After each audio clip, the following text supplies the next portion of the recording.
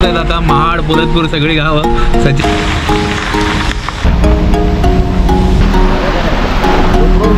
एवढा सुंदर रस्ता आहे ना, जबरदस्त. हे सध्या बंद आहे, फ्रीस्ट आहे. हे आहे देवी, म्हणजे 800 रुपयामध्ये एक परिवार राहू शकतो. देवीचा अधिकार आहे. हो, तर फक्त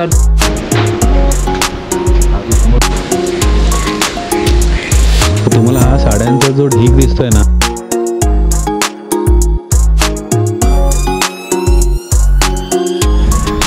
नमस्कार मित्रांनो, कशा आहात? मी स्वंदन पुन्हा एकदा आपल्या सर्वांचं स्वागत करत आहे एका नवीन व्हिडिओमध्ये. तर आता आपण आहोत महाडला. समोर आहे रायगडचा रस्ता. आपण महाडच्या फ्लायओव्हरच्या खाली उभे आहोत. मी आहे, सोबत किरण आहे आणि सचिन शेट येत आहेत. सचिन शेटची वाट बघतोय. तर आपण एक्सप्लोर करणार आहोत ह्या रायगड रोडला जे सुंदर सुंदर ठिकाणं आहेत ती. तर मी तुम्हाला दाखवायचा प्रयत्न करतो. आता असं आहे की आपण काही लोकेशन ठरवून जात नाही आहेत. सचिन शेट काही सुंदर स्पॉट दाखवणार आहेत, आपण ते कव्हर करायचा प्रयत्न करणार आहोत. तर व्हिडिओ शेवटपर्यंत नक्की बघा. मॉन्सून सिरीज आपली सुरूच आहे, त्याच्यामध्ये पण आपण भरपूर ठिकाणी फिरणार आहोत, भरपूर गावांमध्ये फिरणार आहोत. तर ते सगळं नक्की बघा आणि हा व्हिडिओ शेवटपर्यंत बघा. आवडला तर सबस्क्राईब केल्याशिवाय जाऊ नका. तर सचिन शेट पण आलेले आहेत पुन्हा, आणि सचिन शेट आम्हाला फिरवत आहेत आता महाड बुलतपूर सगळी गावं. आणि आता आपण लागलेलो आहोत रायगड रोडला आणि समोर जे सह्याद्रीच्या पर्वतरांगा आहे ना, ह्याच्यावरती छान असं धुकं पसरलेलं आहे. तर मित्रांनो, आता आपण रायगड रोडला कंटिन्यू करत होतो आणि इथूनच जर आपण सरळ गेलो ना तर तुम्ही जाता रायगड किल्ल्याकडे. आणि इथून जाताना तुम्हाला उजवीकडे लागतं आई रंगूमाता देवस्थान, श्री भैरी जोगेश्वरी देवस्थान, आणि हा मार्ग असा आतमध्ये जातो. हा जो मार्ग आहे सचिन शेट्टी सांगितलं एकदम निसर्गरम्य मार्ग आहे. म्हणजे इकडे मोर हरिण वगैरे असं दिसू शकतं. आता ते शेवटी नशिबावर असतं, कारण हा निसर्ग आहे. तर आता आपण एक्सपिरियन्स करू आहे हे.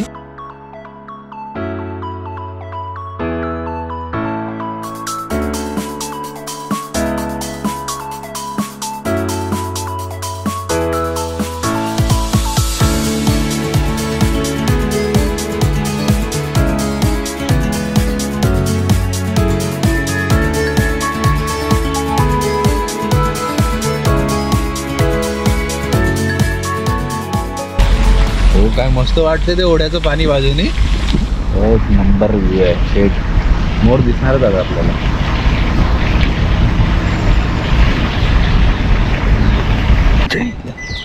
तर आपण ऑन द वे थांबलेलो आहोत आणि एवढा सुंदर रस्ता आहे ना, जबरदस्त.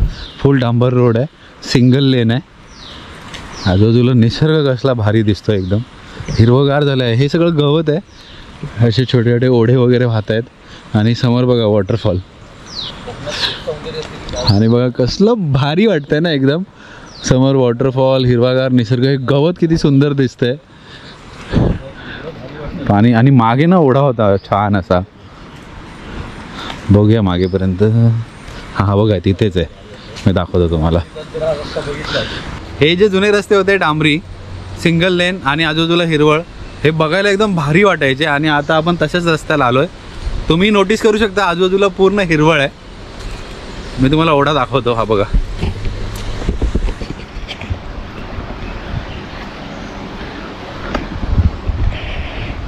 म्हणजे पावसाळ्यातला निसर्ग किती जबरदस्त दिसतो.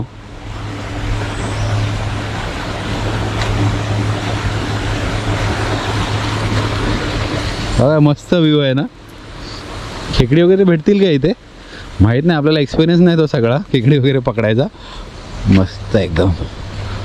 म्हणजे मंदिराकडे तर आपण चाललो आहे, पण जाण्याचा रस्ताच एवढा सुंदर आहे की दर्शन अजून सुंदर होणार आहे आपलं आणि प्रसन्न असं वाटेल. ते आता रस्त्यामध्येच चालू झालं आहे. आणि किरण तंबाखूची घष्टी बनवतोय. काय मळतंय काय माहिती. काय काय भेटलं तुला मळायला? काय रक्त आलं? अच्छा, हे हे आहे ना सागाचं झाडाचं, माहिती तुला? नाही. सागाचं जे झाड असतं ना, हां, तो जर हातावर घासला, खूप लोकांना नाही माहित आहे, मला पण कुठून तरी कळलं. हां, तर ते रक्तासारखं होतं. हातावर घासलात की त्याला रक्तासारखं होतं.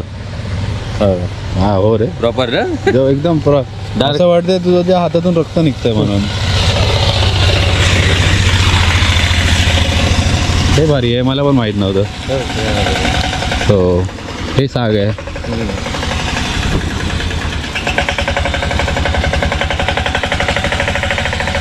भारी आहे रोड. सचिन शेठ, रोडच एवढा मस्त आहे ना की रोड बघूनच प्रसन्न वाटलं. रोडला जाणून बुजून मी आणला, तुला हा एरिया आवडेल सगळा. हे समोर धबधबे ना. हो, धबधबे वगैरे दाखवले मी. रोड बघूनच दिल गार्डन गार्डन हो गया.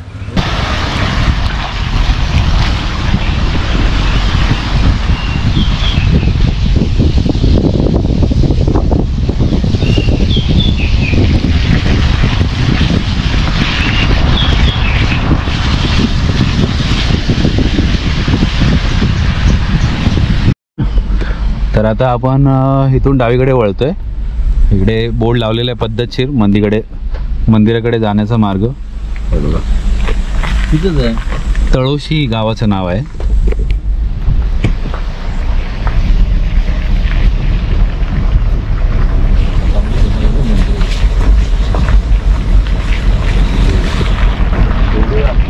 प्रत्येक जर आपण विचार केला ना शोधायचा, ते गावातलं जाऊन ठिकाणं ते काय काय आहे. सोलापूरचेच आपले आजूबाजू होते. तर इकडे सुंदर अशी घरं आहेत, म्हणजे इंडिव्हिज्युअल घरं कशी असतात तशी. आणि ऑन द वे तुम्हाला हे मंदिर लागतं. हे जोगेश्वरी मंदिर आहे. हे सध्या बंद आहे. तर आपल्याला ह्या साईडला जायचं आहे. इकडे जायचं ना आपल्याला.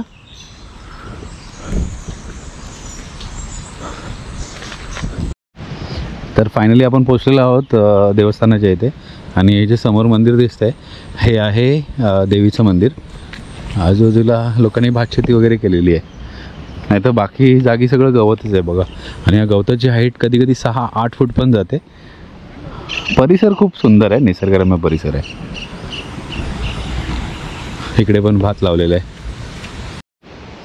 तर मित्रांनो, आपण आलेलो आहोत आई रंगूमाता देवस्थानाच्या इथे. जे तुम्हाला मागे दिसतंय ते मंदिर आहे. आणि खूप प्रचंड असं मोठं झाड दिसत असेल आपल्याला मागे. तर त्याची माहिती आपल्याला सचिन शेठ देतील. आणि ह्या देवस्थानाची माहिती काय महत्त्व आहे हे आपल्याला आता सचिन शेठ सांगतील.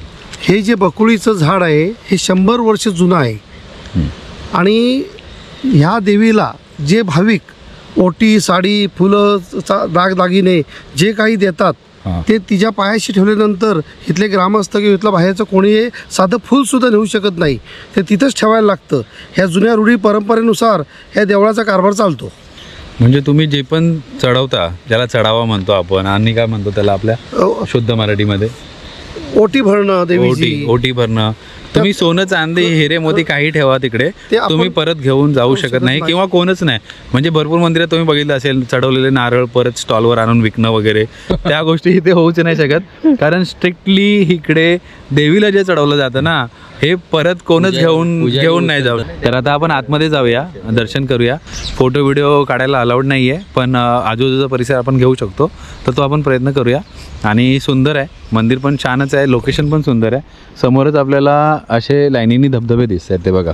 आणि आजूबाजूला छोटे ओढे, झरणे वगैरे दिसत आहेत. आता चला जाऊया आपण मंदिराकडे. तर आता आपण चाललो आहे मंदिराच्या परिसरामध्ये.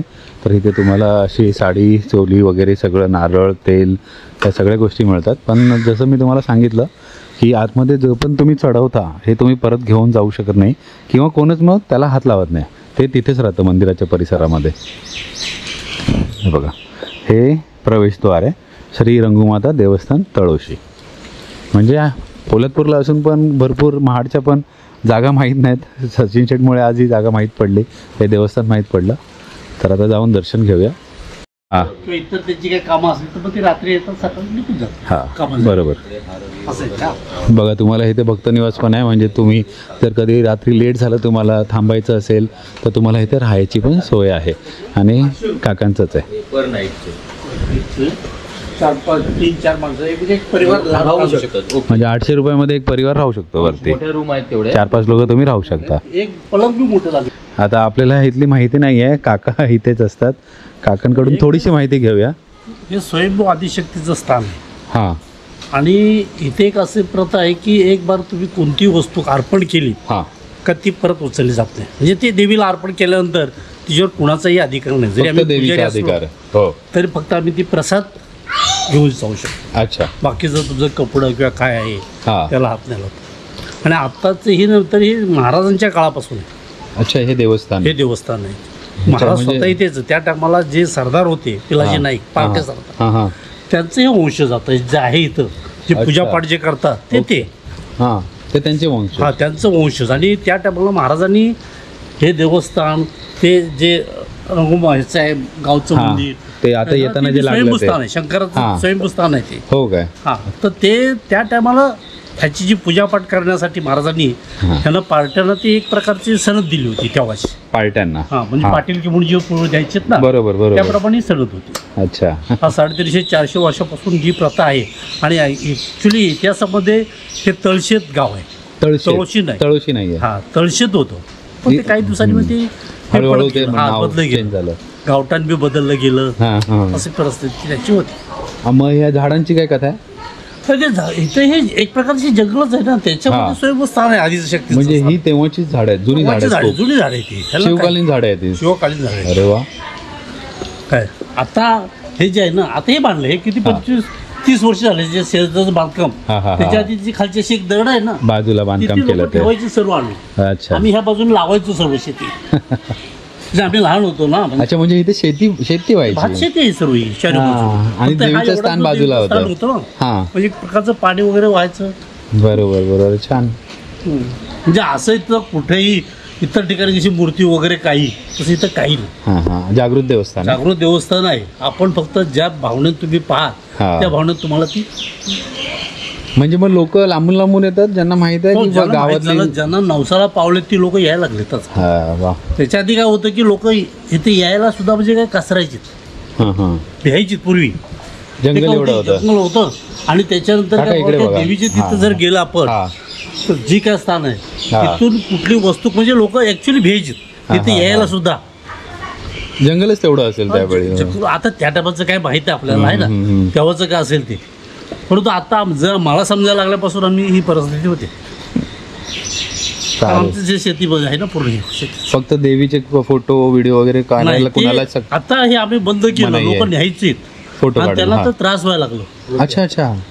की तुम्ही हा हा कारण पूजेला आता बघा काय काय फोटो जे आणलेले आहेत लोकांनी पूजेला लावले घरामध्ये. हा. काही हा. मंदिर याच्या दुकानामध्ये लावलेलं पूजेला हा. ते आणून ठेवलं. परत आणून हा. ठेवले. तेव्हा हा. त्रास गेला, त्यांना त्रास व्हायला लागलं कारण का ती ओपड आहे आणि तुम्ही एक प्रकारचं बंदिस्त करू नका ना ते. हा हा हा हा. म्हणून आम्ही लोकांना सांगितलं की तुम्ही मोबाईलमध्ये वगैरे बंदिस्त करू नका. हा हा बरोबर बरोबर बरोबर. चला, म्हणजे आता आम्ही फक्त तुम्हाला देवीला नाही दाखवू शकत, तुम्ही स्वतः येऊन इकडे दर्शन घ्या, पण आपण आजूबाजूचा परिसर तुम्हाला नक्कीच दाखवू. हे बघा, ही झाडं आहेत जी आता काकांनी सांगितली. हे बघा, हे अशा प्रकारे ही झाडं आहेत आणि असा परिसर आहे पूर्ण देवीचा. त्या साईडला अशी विहीर वगैरे आहे. हे एक सुंदर असं झाड आहे. परिसर निसर्गरम्य आणि बाकी सगळी माहिती काकांनी दिलीच आता. तर आता आम्ही जाऊन देवीचं दर्शन घेतोय.